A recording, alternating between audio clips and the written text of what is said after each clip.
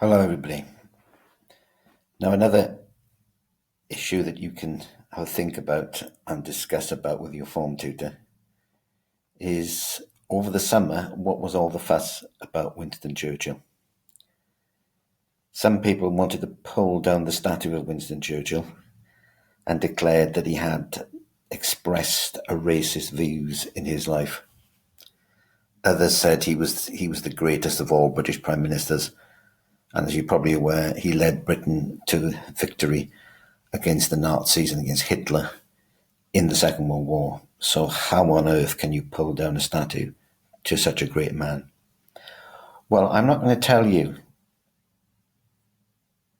what the answer is to this, but I am going to present two different points of view. I'm trying to be as fair and as even-handed as possible to have a look at the great achievements of Winston Churchill. But there is evidence that he had views that we would now regard as completely wrong and racist. And then at the end, you can discuss with your form tutor what you think about Winston Churchill. So first of all, there's no doubt whatsoever he became Prime Minister in 1940 when Britain was in a really bad state and could have been invaded by the Germans. And with his alliance with the United States and with the Soviet Union, he led Britain to victory by 1945. And of course, he's famous for making those great war speeches. We will never surrender. The British people will continue the fight against the evil of Nazism. So all of that's an impersonation of Churchill, by the way. It's not very good, but that's the best I can do. The thing is, how can you say anything negative about a man who achieved so much? He was also a great writer. He had served in the First World War. He had occupied all the great offices of state in an incredible political career, though he made huge numbers of mistakes as well. But his achievements in World War II, and particularly in that period in 1940 when Britain was alone, surely nobody would want to pull his statue down. However, Churchill believed in the British Empire. Churchill believed that Britain had a right to rule huge areas of the world, in particular the Indian subcontinent. Now, we don't accept that now. We accept the idea that imperialism is wrong and that Britain should never really have ruled India. And we would sympathise with Gandhi, who was one of the leaders of the campaign to get Indian independence. Churchill said some very harsh things about Gandhi, and he was absolutely determined that India should be run by Britain. He did not believe the Indians were capable of running their own country. Now, this is a genuine quotation. He actually said, I hate Indians. They are a beastly people with a beastly religion. So presumably he's talking about Hinduism and Islam, which are the two main religions in India. Now that, if you said that today, if you went onto the streets and you hated the people who came from the Indian subcontinent, then that would be absolutely appalling. But that's what Churchill said, and that's why some people think that he was a racist and therefore want to pull the statue down. So if you look there where it says was a racist, well, these are some of his views, and there are plenty of other things he said which were not very complimentary about people who did not have white skin. Some historians actually go even further.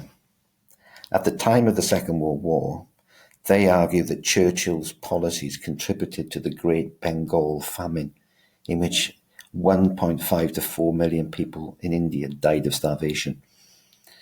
India was being defended by the British Army from the Japanese. But the thing is, they needed to keep enough food in India to feed the people. Churchill actually did very little, apparently, to stop food being taken out of the country.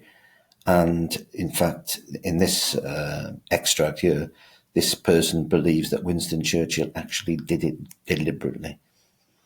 Now, that is a real attack on old Churchill. But I mean, he said, "I hate Indians. They are beastly people with a beastly religion." And I suppose his critics are saying that kind of racist outlook would lead to an appalling disaster such as the Great Famine of 1943. That's quite shocking.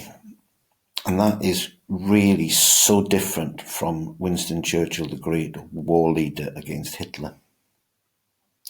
So, how would people defend Churchill? Well, they would admit that Churchill was not perfect, and they would have to accept that he did have some racist views. But on the other hand, he stood up to the greatest racist of all, who was Adolf Hitler. If Churchill was a complete racist, he would have made peace with Germany, and he would have allowed Hitler to control Europe. Because the funny thing is, Hitler actually didn't want to go to war with Britain.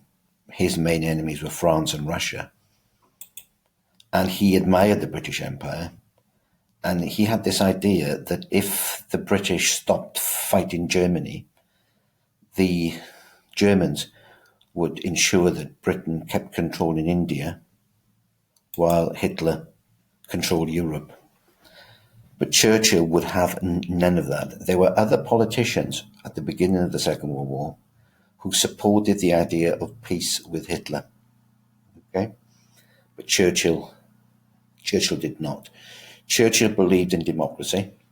He believed that Nazism was evil. He was appalled when, at the end of the war, we found out what the Nazis had been doing in the concentration camps to the Jews. So how can you say that Hitler was a racist if he stood up to Adolf Hitler?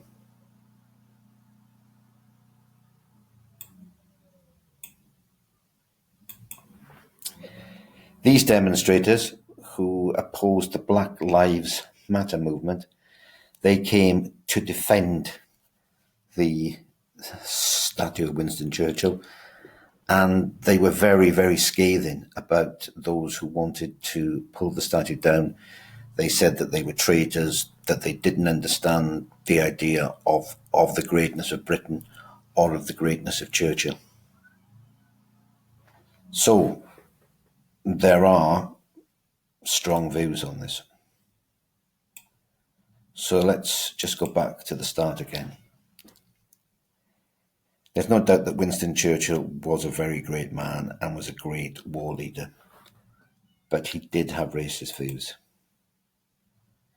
He supported the British Empire very strongly, which people today would say, no, we shouldn't really have had a British Empire.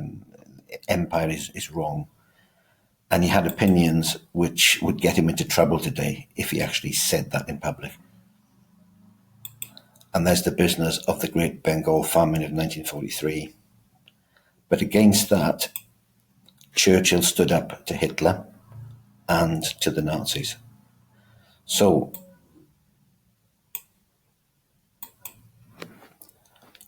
what do you think? If it's the case that people held views in the past, which we would now consider wrong, and I'm talking about racist views,